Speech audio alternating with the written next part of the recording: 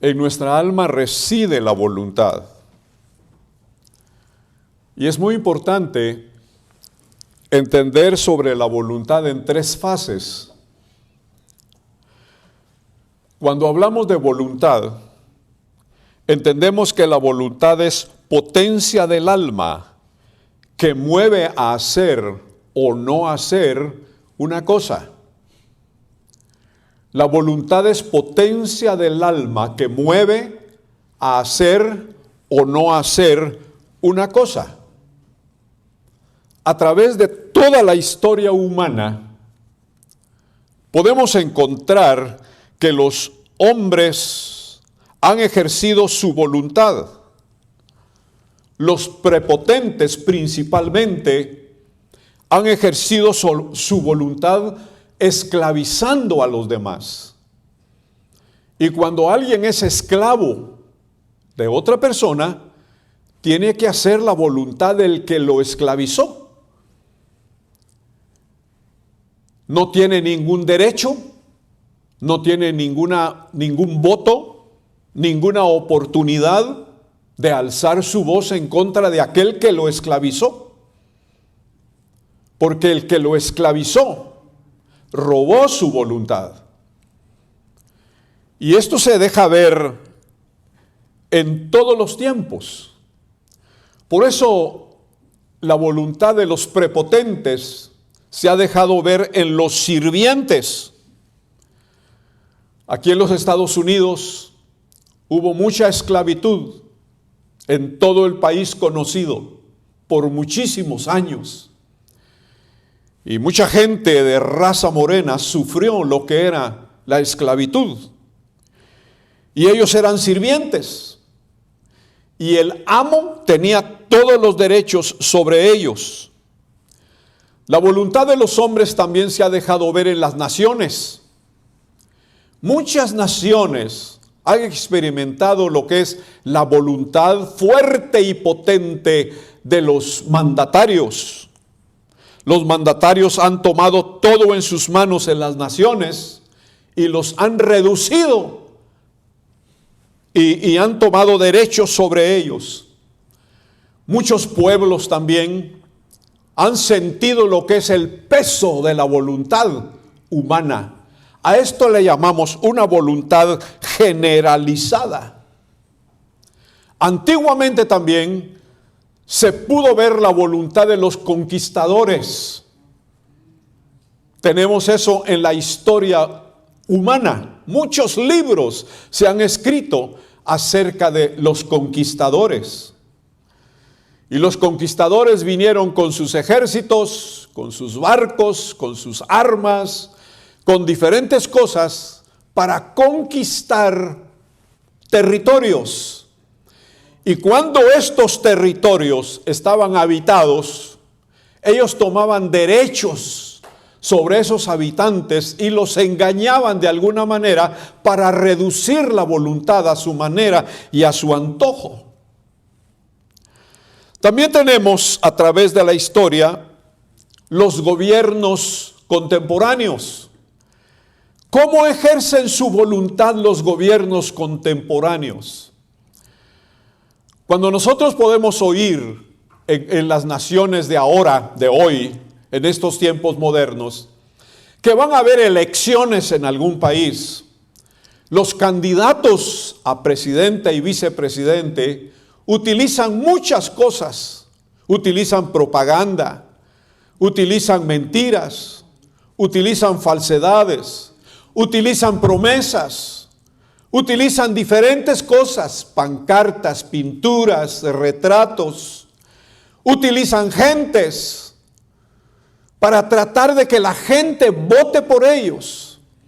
Pero cuando estos personajes han alcanzado la mayoría de votos y se sientan en las sillas presidenciales, ese es otro factor, esa es otra cosa. Cuando verdaderamente el candidato que fue elegido tiene un corazón correcto, y cuando realmente fue elegido por Dios y fue puesto por Dios en esa nación a través del voto popular, las cosas van bien, o más o menos bien, o un porcentaje alto va bien en el pueblo o en la nación. Pero cuando un candidato ha sido movido y ha sido promovido por la falsedad, por la clandestinidad, por las cosas turbias en los países, aquellos países no van bien. Y probablemente ese hombre no lo puso Dios en esa magistratura y les va mal. Y después llegan a experimentar problemas grandes y por eso vienen las grandes manifestaciones. Porque el pueblo no está de acuerdo, porque aquel que fue elegido como presidente y vicepresidente cambió todo aquello que dijo en falsas promesas. Ahora no lo está cumpliendo y pasa su periodo presidencial haciendo otras cosas, menos ejerciendo un buen movimiento para salud y bienestar del pueblo. Los gobiernos de ahora ejercen su dominio en su propia voluntad para alcanzar lo que ellos piensan y lo que ellos han hecho. Ahora bien, a través de la palabra de Dios, entendemos muy claramente que en tiempos futuros va a ocurrir un hecho terriblemente malo, dañino y problemático en gran altura. La palabra de Dios nos enseña que vendrá a esta tierra un hombre dirigido por Satanás. Dice la Biblia en 2 Tesalonicenses que el diablo le dará todo su poder y toda su fuerza a un hombre aquí en la tierra, al cual le llaman el anticristo. Pero antes de que este hombre aparezca con el poder del diablo para ejercer dominio sobre todos los moradores de la tierra, antes dice la Escritura que vendrá la apostasía a la iglesia. Pero antes de que aparezca este hombre, ocurrirá también el levantamiento de la iglesia, a lo cual le llamamos el arrebatamiento de los santos. El arrebatamiento de la iglesia. La iglesia que se preparó. La iglesia que caminó en el temor de Dios. La iglesia que reconoció a Jesús como su Señor y Salvador. La iglesia que se apartó del mal, que se apartó del pecado. La iglesia que superó muchas cosas carnales. La iglesia que estuvo dispuesta a doblar sus rodillas delante del Señor. La iglesia que reconoció a Cristo como el verdadero esposo que viene desde los cielos. La iglesia fiel a Jesucristo será arrebatada. Y después del arrebatamiento, comienza lo que enseña la Biblia, 7 años de gran tribulación sobre la tierra, cual nunca ha habido desde el principio. Será un tiempo de dolor, de angustia, de graves problemas en todo el mundo. Y muchos de los que decimos ser cristianos, pero no nos hemos comportado a la manera en que el Espíritu Santo quiere y desea, muchos se van a quedar. Y cuando la iglesia inconstante, la iglesia torcida, la iglesia modernista, la iglesia que está creyendo en el evangelio de la prosperidad, se van a quedar a la gran tribulación. Y en la gran tribulación el diablo va a ejercer su dominio aún sobre ellos. Y ciertamente en medio de la gran tribulación muchos de estos cristianos van a reconocer que lo que los predicadores correctos y verdaderos predicaban antes de que ocurrieran estas cosas y profetizaban mensajes preciosos, mensajes de advenimiento, como lo enseña el libro de Mateo capítulo 24, en cuanto a la profecía del Señor Jesús. Muchos van a reconocer en la gran tribulación que se les predicó la palabra a tiempo, pero ellos no quisieron obedecer. Pero ellos quisieron revolver el evangelio con el mundo. Quisieron revolver el evangelio con las cosas paganas. Revolver el evangelio con cosas que no son bíblicas y que no son de Dios. En la gran tribulación, mucha gente que oyó el evangelio va a recordar que el Señor les habló a tiempo y fuera de tiempo. Y muchos van a ser salvos, pero por fuego, por dolor, por sufrimiento, por persecución, por hambre, por desnudez. Y van a tener que salir de las ciudades y de los pueblos y quizás buscar los montes, reconciliándose con Dios. Y van a ser salvos, pero van a ser salvos con dureza. Así que amigo y amiga, hermano y hermano, en este tiempo prepárate. El único mensaje que podemos darte ahora es que debes de prepararte. Como dice la Biblia en el libro de Mateo 25, prepárate teniendo aceite en tu lámpara y que tu lámpara no se apague. Prepárate teniendo aceite en tus depósitos porque lo vas a necesitar. Preparación es lo que Dios quiere ahora, antes de que sea demasiado tarde. El anticristo va a venir en el tiempo de la gran tribulación, engañando a todo el mundo y principalmente engañando al pueblo de Israel. Eso lo dice la Biblia en el libro de Apocalipsis capítulo 13 y en Daniel capítulo 8. Por favor, si tienes Biblia, puedes abrirla en Daniel capítulo 13, Daniel capítulo 8 y en Apocalipsis capítulo 13. Ahí habla sobre un cuerno pequeño, entre comillas. Ahí le menciona la palabra de Dios como el cuerno pequeño. Este es el anticristo, que vendrá a gobernar y que vendrá a imponer su voluntad sobre todos los moradores de la tierra. Ponte alerta. Cuida tu vida espiritual. Y tú que no tienes a Cristo, lo único que tienes que hacer es entregarte a Jesús, reconociéndolo como Señor y Salvador de su vida, de tu vida. Luego ven al bautismo de agua. Porque si no tienes bautismo, no eres salvo. Tiene que haber dos cosas importantes en tu vida: reconocer a Jesús como Señor de tu vida y bautizarte en agua en el nombre del Padre, del Hijo y del Espíritu Santo, como Jesús lo estableció. Y después de eso, el tercer paso es guardar las cosas que la palabra de Dios enseña a todo cristiano. Te invito a que vengas a Jesús. En segundo lugar, existe la voluntad personal. La voluntad personal es determinar por uno mismo las cosas que uno piensa hacer, las cosas que uno debe de hacer, las cosas que vengan en tu trabajo, en tu vida personal y las procuras hacer. Determinación es muy importante. Ahí se ejerce la voluntad personal. Quiero ponerte dos ejemplos. La voluntad negativa de un hombre llamado Balaam.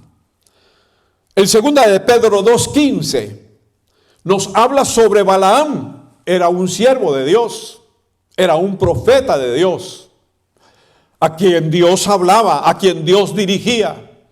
Pero llegó el momento de la prueba en su vida. Y los enemigos de Dios fueron con Balaam y le dijeron a Balaam: te queremos pagar mucho dinero, muchos vestidos, muchas cosas materiales, mucha comida, te vamos a dar muchas riquezas. Lo único que tienes que hacer es maldecir al pueblo de Israel. Pero dice la palabra de Dios que Balaam se puso en tela de duda y fue a consultar a Dios. Y Dios le dijo la única palabra: no debes de ir a maldecir a mi pueblo. Sin embargo, Balaam desobedeció En vez de hacer la voluntad de Dios, hizo su propia voluntad. Y dice la Biblia que se llenó de avaricia. Y por avaricia perdió su vida, perdió su ministerio y perdió comunión con Dios. Su voluntad personal lo llevó a la avaricia. Otro personaje muy simbólico es Esaú. En Hebreos 12, del 16 al 17, nos habla sobre Esaú. Dios había determinado que Esaú fuera el heredero, el príncipe heredero de un pueblo grandísimo y hermoso que Dios iba a levantar, el pueblo judío.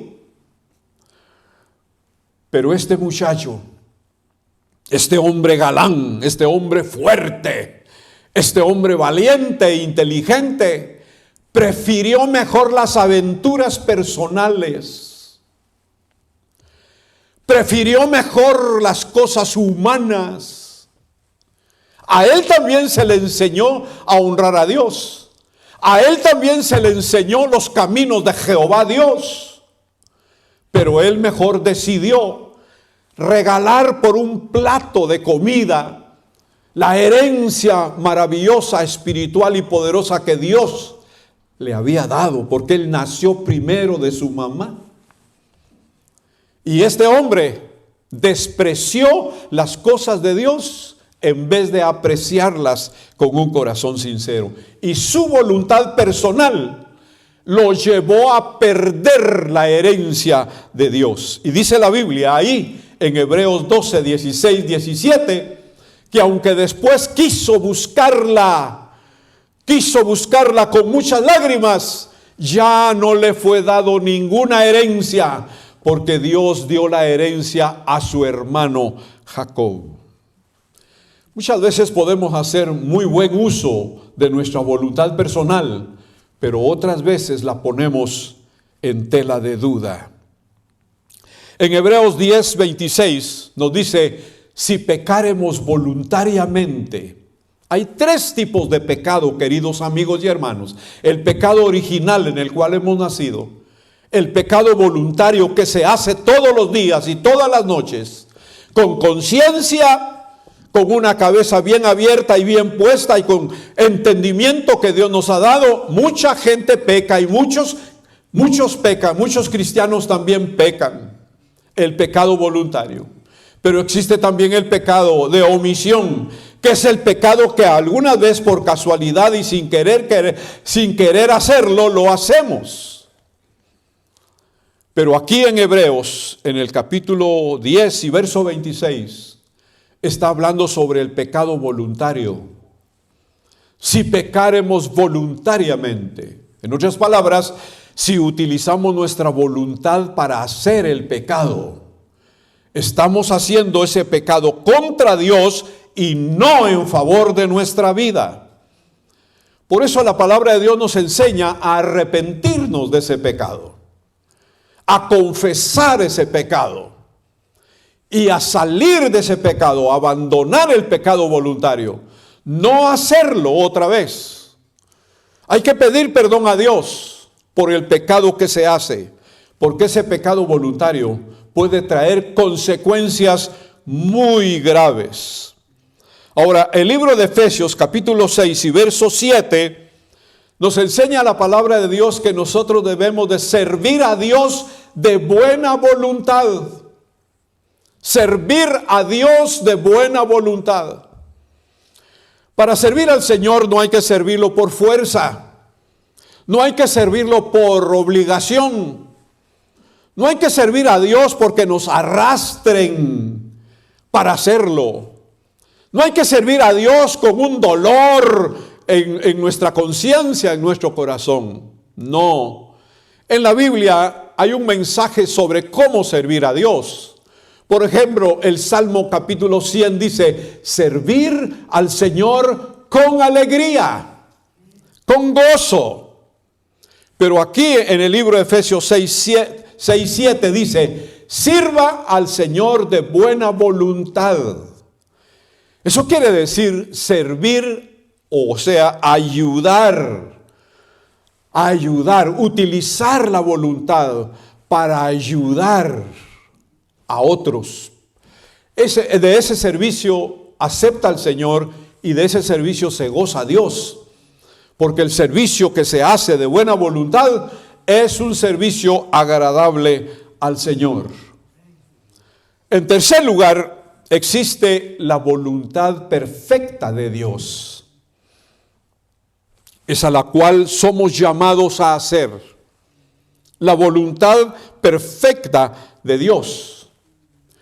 Y para hablar sobre la voluntad perfecta de Dios, necesitamos tomar el ejemplo absoluto, el ejemplo único, el verdadero, el ejemplo exacto de Jesucristo, nuestro amado Señor. En el libro de Hebreos, capítulo 10, verso 5 al verso 7, dice la palabra de Dios que Jesucristo vino para hacer la voluntad de Dios.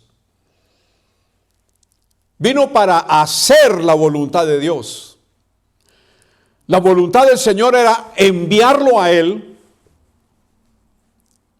hacerlo nacer de una mujer, levantar su ministerio maravilloso en esta tierra entre los judíos, establecer su reino entre el pueblo de Israel, predicar el evangelio como una semilla bendita en el corazón de los primeros que escucharon el evangelio de Jesucristo. El Señor Jesucristo vino para hacer milagros y maravillas y prodigios en el pueblo de Israel. Pero su ministerio también era llegar hasta la cruz del Calvario. Llegar hasta la cruz del Calvario quiere decir satisfacer las demandas de Dios, agradar a su Padre Celestial y con su muerte en la cruz resolver el problema del humano, del pecador. Por eso dice la Biblia que no podemos ser redimidos por sangre de animales, sino podemos ser redimidos y santificados por la sangre preciosa de Jesucristo. Él fue el único que se entregó en la cruz del Calvario, haciendo la voluntad de Dios. Cuando el Señor Jesús habló en su sermón, le llamamos el sermón de la montaña, el Señor Jesús empezó a predicar y a enseñar sobre la voluntad de Dios. Por eso estableció el Padre Nuestro. En el libro de Mateo capítulo 6, verso 9 y verso 10. Vosotros pues, dijo el Señor, oraréis así: Padre nuestro que estás en los cielos, santificado sea tu nombre. Venga tu reino. Pero dice, sea hecha tu voluntad en los cielos como en la tierra. Eso fue lo que Jesús estableció en la oración. Sea hecha tu voluntad en los cielos como en la tierra. Eso quiere decir que todas las gentes, todos los pueblos, gobiernos, el más pequeño, el inteligente, el sabio como el no sabio, está sujeto. Los tiempos están sujetos. Los hechos grandes en este tiempo. La misma tierra se mueve. Las cosas que ocurren en la naturaleza, malas o buenas, las cosas que ocurren en el universo creado por Dios, no se mueve ni existe, sino por su poderosa y propia voluntad. Por eso dice la palabra, sea hecha tu voluntad en los cielos y en la tierra. Cristo lo estableció. En Juan capítulo 4 y verso 34, Jesús hablando con la mujer samaritana y hablando con sus discípulos, los discípulos como que trataron de corregir al Señor Jesús diciéndole, Señor, come, mira, no hemos comido en todo el día, te trajimos de comer. Pero el Señor Jesús dijo en Juan 4:34, mi comida es hacer la voluntad del que me ha enviado En otras palabras, Jesús estaba diciendo, mi preocupación, mi trabajo, mi responsabilidad es hacer lo que Dios me mandó a hacer. En otras palabras, la mujer samaritana era más importante para ganarla para el reino de los cielos que un buen plato de comida que los discípulos le traían del pueblo. Él dijo, mi comida es hacer la voluntad de aquel que me ha enviado. Sea el nombre del Señor glorificado para siempre. El Señor también dijo en el libro de Colosenses,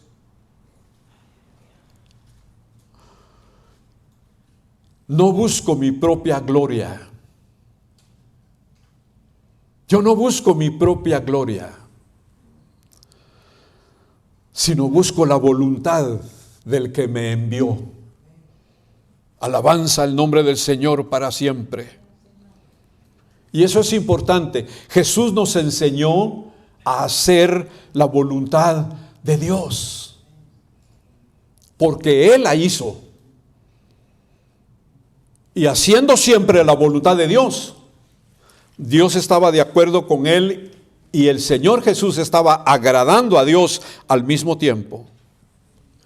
Ahora, en cuanto a nosotros, queridos amigos y hermanos, y ponga mucha atención en esto, porque esto se aplica a nosotros.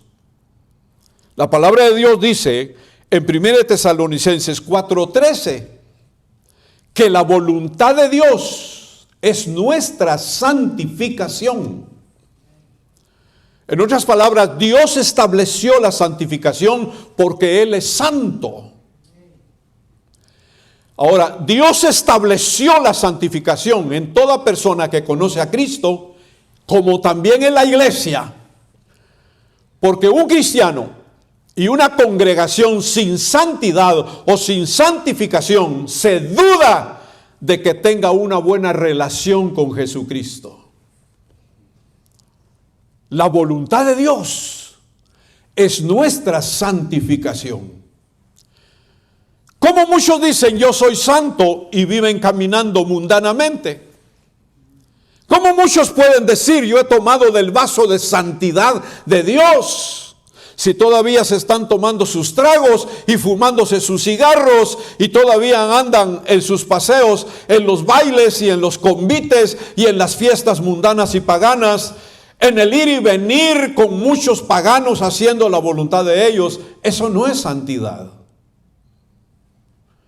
La verdadera santidad es apartarse del mal y ser fiel al Señor Jesús según el entendimiento y la enseñanza de su palabra. Es muy importante entender lo que es la santidad. La santidad le conviene a la iglesia, porque la Biblia dice, sin santidad nadie verá al Señor. Si tú quieres ver a Cristo, tienes que ser santo. No te dejes guiar por muchos predicadores, por muchos enseñadores, por mucha gente que anda predicando por ahí, muchas cosas en un evangelio modernista que ya no habla sobre este mensaje. Pero Dios te está llamando a la santidad. Porque sin santidad no puedes caminar con el Señor, porque Jesucristo es santo, santo, santo.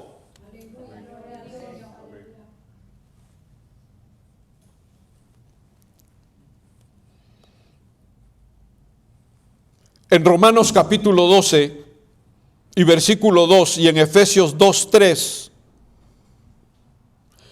nos enseña que la voluntad de Dios para nosotros es agradable y perfecta. La voluntad de Dios para nosotros debe de ser agradable y perfecta. O sea, no es un peso encima de nosotros. El que el Señor nos hable y nos diga el camino en que debemos de andar. En que el Señor nos hable nuestros deberes y responsabilidades como cristianos. El que el Señor nos hable y nos diga: dirige tus ojos a la Biblia, léela, memorícela, reconócela y haz de la Biblia tu amiga diariamente. La voluntad de Dios es que te acerques al templo, porque eso es lo que dice su palabra. Dios no dice: aléjate del templo y vete debajo de un árbol para adorar. No. Él dice que vengamos al templo, a su templo, a adorarle. Esa es su voluntad. Pero muchos hoy en día están torciendo la Escritura y diciendo lo que muchos impíos dicen, entre comillas, dicen: Dios está en todo lugar. Oye, esa canción me la sé desde pequeño. Sí, Dios está en todo lugar, pero principalmente Él está en el templo. Jesús es el ejemplo verdadero, porque desde pequeñito fue llevado al templo para ser presentado. Y desde pequeño, cuando tenía unos 12 años de edad, llegó al templo para platicar con los dirigentes del templo. Y cuando en su ministerio como joven de 30 años en adelante, el Señor Jesús iba al templo para orar, para enseñar y para agradar a su Padre Celestial. Así que la voluntad de Dios es que tú regreses al templo y que tú busques el templo del Señor para que tú le vengas y le puedas adorar con verdadera libertad. La voluntad de Dios es agradable, pero la voluntad del Señor también en nosotros es perfecta. Alabado sea el nombre del Señor. Hebreos capítulo 10 y verso 36 nos enseña, nos empuja, nos impele a hacer la voluntad de Dios únicamente. Eso quiere decir que Dios es Dios vivo, que Dios es verdadero.